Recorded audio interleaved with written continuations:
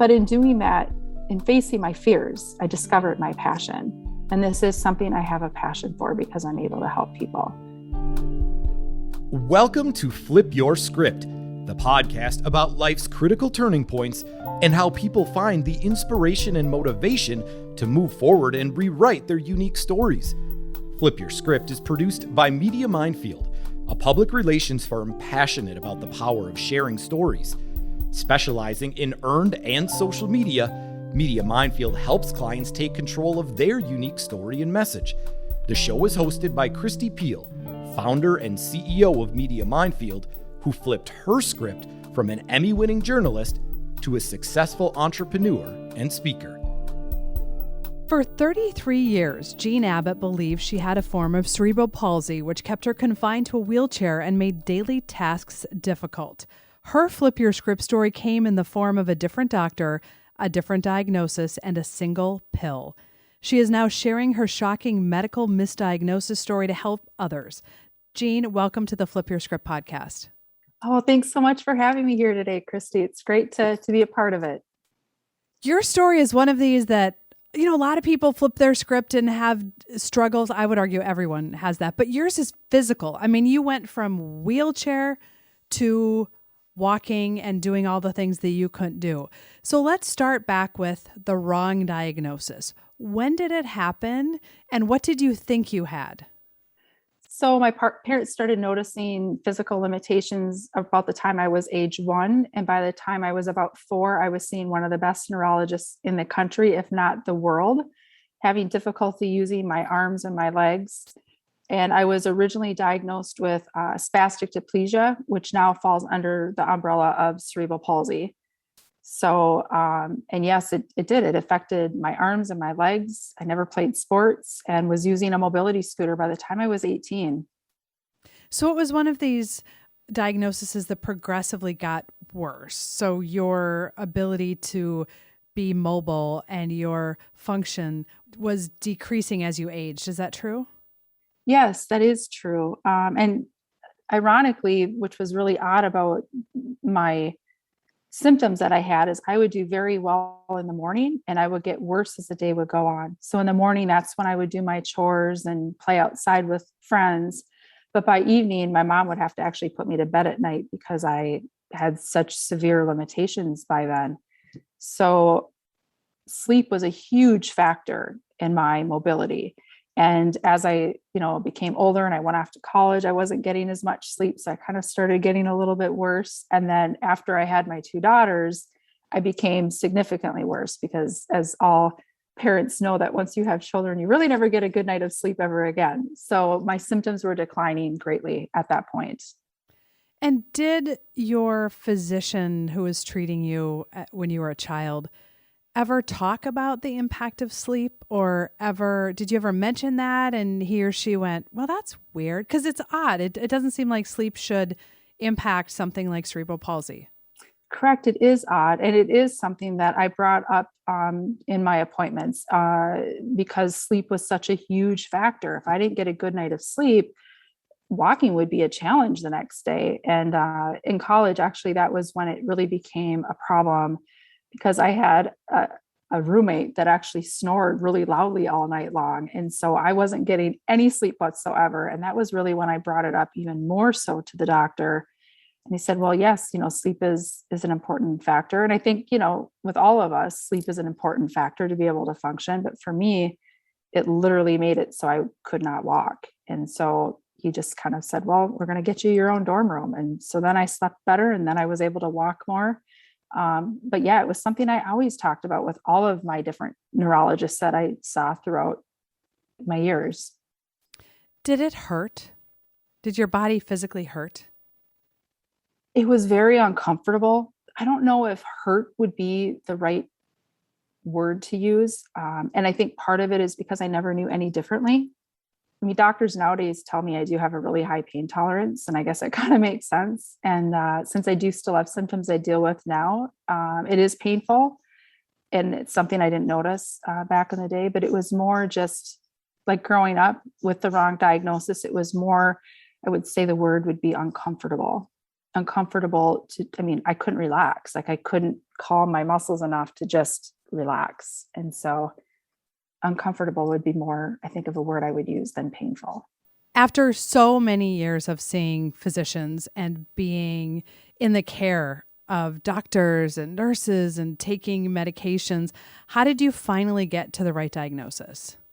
So after I had Sharon and she was about 2 years old, I went in and I actually had an intrathecal baclofen pump implanted, which was to give me all of my muscle relaxers straight to the source. It's very similar to an insulin pump that diabetics would use, except this gave me my muscle relaxers.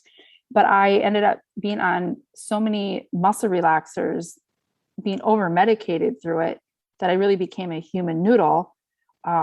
I lost what little mobility I had. I couldn't even put my own shoes on. I couldn't roll over in bed on my own. And so it was really, we knew I needed to go get another opinion on this baclofen pump. And so I went and saw yet another doctor who was not a neurologist, but she ran a baclofen pump clinic here in the Twin Cities. And she said, something just doesn't seem right with your diagnosis, because usually people that have spastic diplegia CP don't get worse as they age. And she asked me to go see a colleague of hers. And so I reluctantly did, because I never thought in a million years that I had been misdiagnosed. I truly believed that I had spastic diplegia, but I appreciated what she did for me, getting me back on track with this baclofen pump. So I went and saw this other doctor that she suggested I see. And it was at that moment that my life changed. And going into that appointment, you didn't suspect that this physician was going to say, hey, turns out what you thought you had, you don't actually have. That isn't what you expected.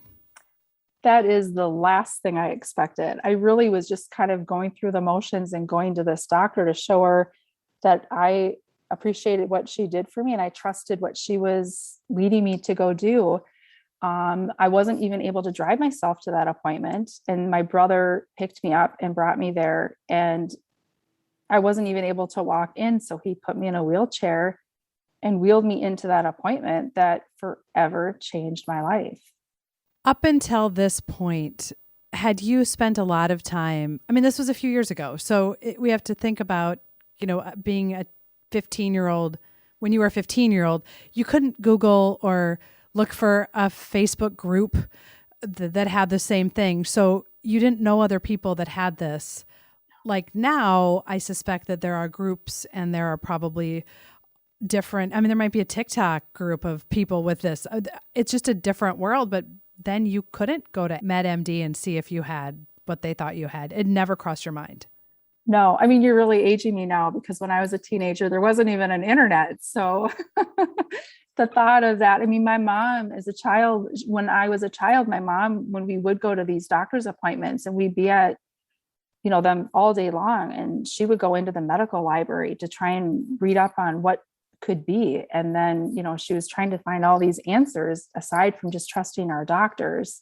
So yeah, going into that appointment, the last thing I ever expected was to be told that I was possibly misdiagnosed and to take this medicine. I remember her saying, if you take this medicine and you do indeed have dopa-responsive dystonia, you're going to be able to walk from this side of the room to the other side of the room. And she went from, being the hunchback of Notre Dame, all crouched over, to walking like Miss America. And all I thought was, this doctor is crazy. Like, she thinks this pill is going to change my life, because I had tried everything. I had tried physical therapy, medication, surgeries, and none of it had worked. Was she surprised that you had this other diagnosis, or is this something that is common? Kristi, a lot of people that end up having dopa-responsive dystonia have been misdiagnosed with a form of cerebral palsy, which is, I think, why it's so important that I feel like I do my advocacy about dopa-responsive dystonia.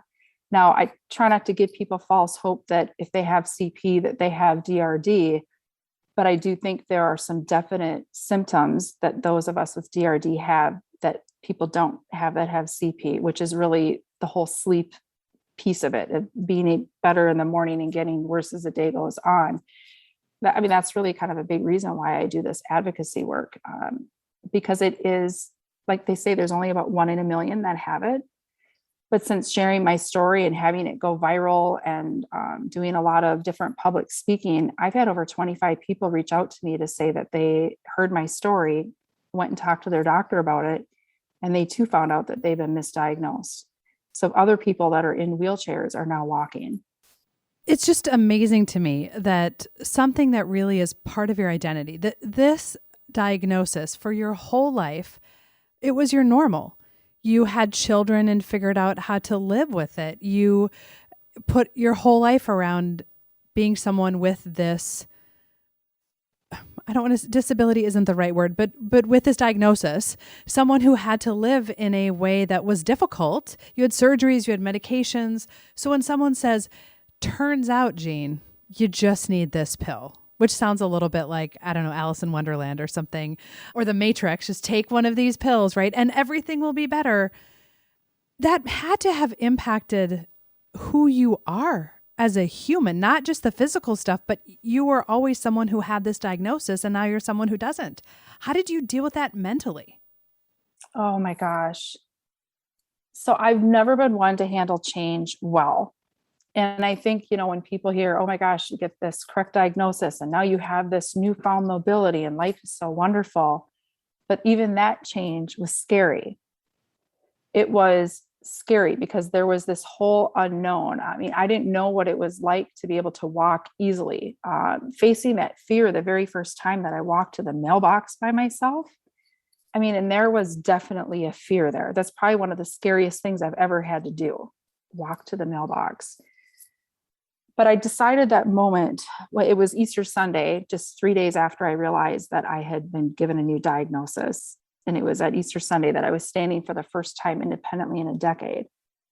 And I made a promise to myself that given the opportunity to do something that I had never been able to do physically before, I would try it at least once. And I was asked to do all kinds of different things, but one of the things I was first asked to do was to go speak to medical students out east. And I, said, sure, no problem. And then of course, as soon as I hung up the phone, I realized I've got a huge fear of public speaking. I'm not a public person at all. But in doing that, in facing my fears, I discovered my passion. And this is something I have a passion for because I'm able to help people. So yes, the whole process was very scary and I still have scary moments, but I have to face those because something greater I always find comes from the challenges that we face. Did you ever find yourself angry? Angry at the original doctor, angry at the person who put the pump in, angry at your parents for not finding another doctor? I mean, there's a lot of people in your story that are involved and participated. I don't mean in a evil at all kind of way, but just participated in you having this diagnosis. Did you ever for a minute get angry? No, I know. And that sounds crazy, but truthfully, no, because I had accepted at a very young age that my life would be different. I was going to be dealing with a lot of physical limitations, but my parents taught me at a very young age to never let that disability define me. And then when I got the correct diagnosis, it was just so wonderful. I just saw it as an amazing gift, a gift that I never thought I would ever have. And as far as like reaching that rock bottom low when I got the baclofen pump, and that was hard because then I started dealing with some depression and anxiety because of it. And like I said, that was a rock bottom low. I had lost everything. Physically, I had lost everything. And I was almost like losing control of my own mental health at the same time. But Kristi, if I had not reached that rock bottom low, it would not have brought me to the doctor who encouraged me to go see another doctor who was able to change my life. And I truly believe that those challenges that we have to face, and we all have them, mine just happened to be physical, but we all have to face these challenges. I truly believe that they're preparing us for something much bigger. They're strengthening us for something down the road that we're going to have to go through. So it's really about mindset, that if the mindset is this happened to me so that I can be prepared for what's next, it's a very different perspective than I'm angry and mad and frustrated that I had to deal with all that when my life could have been easier. So for you, it's just how you have perceived your past, your present, and your calling for the future. Yes. And I mean, and don't get me wrong. Like, I mean, I'm human, so I'm not always this positive person. Sometimes I have to work at it. I am one that I can get frustrated at times. I am one that can question, why am I going through this? But when I really sit down and think about it, and my faith has helped me get through a lot, I'm able to see that it's going to be for something much bigger than I can ever imagine. And I think acceptance is important in life, but I also think to not give up hope is equally important. I'm sure other people have asked you this. If you could go back and get that little pill and the right diagnosis 10 years earlier, 5 years earlier, 33 years earlier, would you have done it? Or did you need to go through what you went through to have the perspective and the mindset and the calling and the purpose for what you're doing now? I wouldn't change it. And I mean, I've gone through a lot since all of this. I mean, but if I would have received that correct diagnosis at a young age, and this did exist back when I was a little kid, as did the medication, I would have likely gone to a different college. I would have met Steve. So I wouldn't have my 3 amazing kids. And the other piece of it too is, I think, had I received this correct diagnosis at such a younger age, and I wouldn't have had 30 years of trials and tribulations because of it, nobody would have cared to listen to my story on a global level. And selfishly, I find it to give me so much hope about life. And it feels good to be able to share my story and help others, whether it's to help someone else get a correct diagnosis of DRD, or if it's for the fact of someone just listening and saying, maybe I'm not taking the time to focus on what I have, because we all have things that we should be really appreciative for, things that we show gratitude for. And so for me, this is just part of my purpose. You mentioned that you have a global audience and you have written a book. Your story has been all over. I just saw recently that it's part of a medical misdiagnosis episode that's airing in Turkey. I mean, it's all over. You've been on, you faced your fear, you're a public speaker, and yet the one specific diagnosis you talk about is really rare. It's really rare, but your message translates to a much broader audience. So talk a little bit, you've mentioned gratitude, but talk a little bit more about what your message is and why you think it has resonated, because it isn't just because it's kind of weird. I mean, it is weird that it's unbelievable that you went from so immobile to pill and we're walking in 3 days. And then it's right around Easter and it's 3 days. I mean, there's a lot of metaphors happening in your whole story, but why does it resonate? I know. And sometimes I feel like you just can't make this stuff up. I mean, if this story hadn't happened to me, I don't know that I would actually believe it, you know? I mean, I just think there are so many messages that come with it. Like, one example is the importance of support systems. You know, my family was a huge support system of mine growing up as a disabled person, and then having amazing friends help me get through one of the hardest times in my life, which was my divorce. And if it wasn't for those support systems, I mean, life would be so incredibly hard, because I don't care how strong you are physically, emotionally, spiritually, there are going to be times in life that you can't do it alone. So that is one of my messages. Another message is just really resiliency. We all are going to have to face some type of challenge at some point in our lives. And it's our choice as to whether we get up every single day and face them and what we're going to do with them.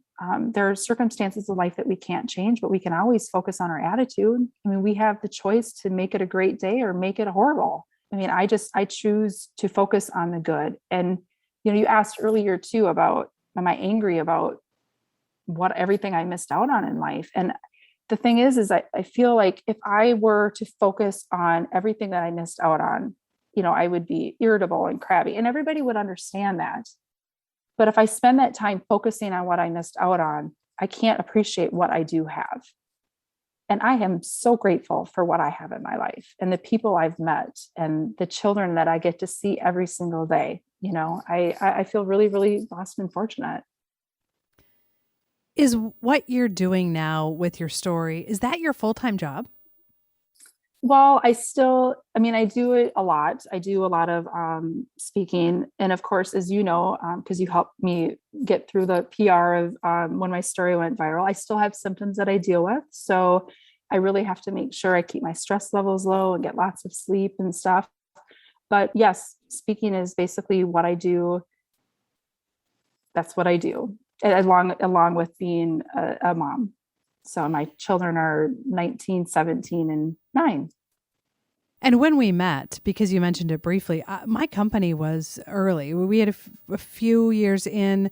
We had a few employees. We have a mutual connection, and your story was going to be on the Today Show, and you needed help, right? Getting a message together. And when you go from medical misdiagnosis to the Today Show in a really short amount of time, you haven't been around camera. It's all new. And so we did a lot of, coaching, and this is what's going to happen. And here's where the camera is going to go. And they're going to ask your family to do this. And we did all that sort of thing. And then I just sat back and watched, and I've been watching you do what you're doing. And it's incredible to see, Jean, how much more confident you are just in telling your story. Because I saw you at the very beginning, and you're just now like, yeah, I'm a public speaker. I wrote a book. I'm an author. And you said that was one of your biggest fears. And now it's your career. Yeah. Oh my gosh. I was scared to death when I walked into your office. I mean, I was like a deer in the headlights. And when the Today Show happened, people started emailing me to go speak. And I was like, oh my gosh.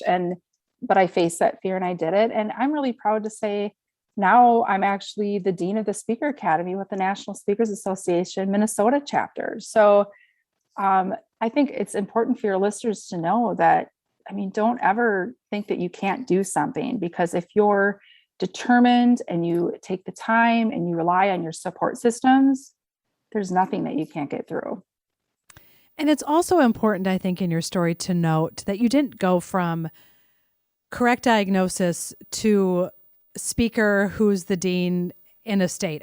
That was years. It was, you said yes to the Today Show, and then you said yes to the next one, and then you said yes to the next one, and then you leaned into the next one. It's a process, but I think it'd be easy to even go to your website and say, oh, look, she was healed and now she's famous. And there was a whole lot of stuff in the middle. There was a lot of stuff in the middle. And I just feel so incredibly blessed to be able to do what I do. But you're right. It did not happen overnight. I can still remember at one point, I really was striving to be able to speak to medical professionals more often. And I remember booking a really big healthcare system in the Midwest. And I was like, I can't believe got this. I'm so excited about this. And other people, dream for stuff like this. And then being reminded that I worked my tail off to get that. It didn't just happen overnight. It wasn't just a phone call that happened. And, that was a few years ago. But if we put in the work and we believe in ourselves and we're passionate about what we do, we can be successful at it. Congratulations. It's fun. It's fun to watch. And your mission hasn't changed from, 5-6 years ago, 7 years ago, and 7 years ago when we first met, which is to help people. I don't really want to share my story, but I'm going to because I want to help people, which is so the message of this podcast. Most people don't share their stories because either it's too difficult or it's too painful or it's shameful or they don't have time. But when you take the time to share your story, you don't know who you're helping. You don't know who you're motivating or inspiring. And with you, you've had actual people with the same diagnosis that are walking because they heard your story, which is so powerful. And all the other people who didn't have the medical part of your situation, but are living more grateful lives or living more present lives. And that has to be so gratifying for you. It is. And I remember going into your office when the story went viral and just being so incredibly scared and, scared to tell my story. It's so personal. I'm not a public person, knowing that millions of people would watch it. But I just thought to myself, if I don't share this on the Today Show, It's really me being selfish, because I knew that if I shared it with them, that it would help at least one person. And I thought, if it helps one person, then everything I went through will have been worth it. And you've certainly helped many more than one. Yes. Surprisingly. I mean, and it still excites me when I get an email from someone through my website saying, thank you for sharing my story. I'm now able to walk.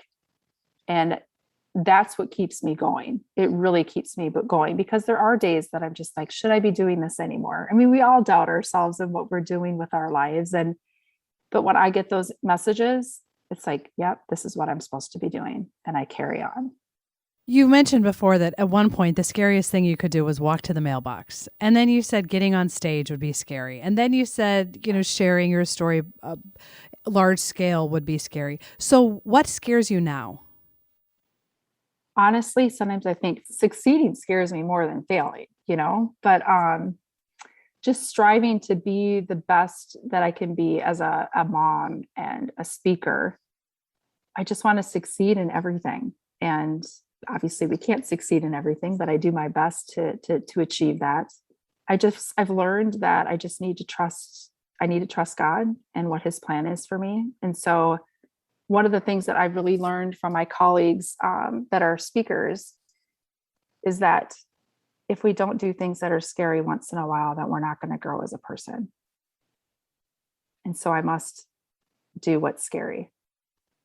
For a long time with me, when I would see my business cards that would say CEO, in fact, for a while, I actually didn't want that on there. I just wanted it to say founder, because I started my business and then it grew and it's still growing, but I really was uncomfortable just looking at the title on there. It's not what I set out to do. It wasn't what I thought I was going to do, all these things. And to your point about the fear of success, when you see your name next to speaker, next to global speaker, author, these titles that are big, do you still get a little bit like, I don't know, is that me? Or are you comfortable with that now?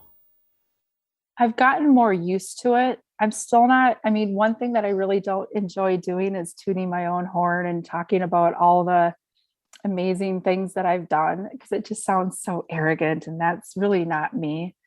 But it is kind of surprising to see, author, inspirational speaker, been on the Today Show. And more recently, I was awarded distinguished alumni from my college, Winona State University. And again, it was, oh my gosh, like, why did they choose me? And I was, getting this award with 3 other individuals, and to see what these other people had done, and to think that I was selected among them and that we were all getting this award together. It's very humbling. And I just feel super grateful for what I'm able to do. And when I see my name different places or hearing different people talk about me, it's kind of a pinch me moment, I guess, because I just feel so fortunate to be able to do what I do. Have you been recognized by a stranger? Yes. What was that like? It's different. Just in the grocery store and you're just picking out your ground beef and someone comes up and says, oh my gosh, I heard you speak at such and such place. And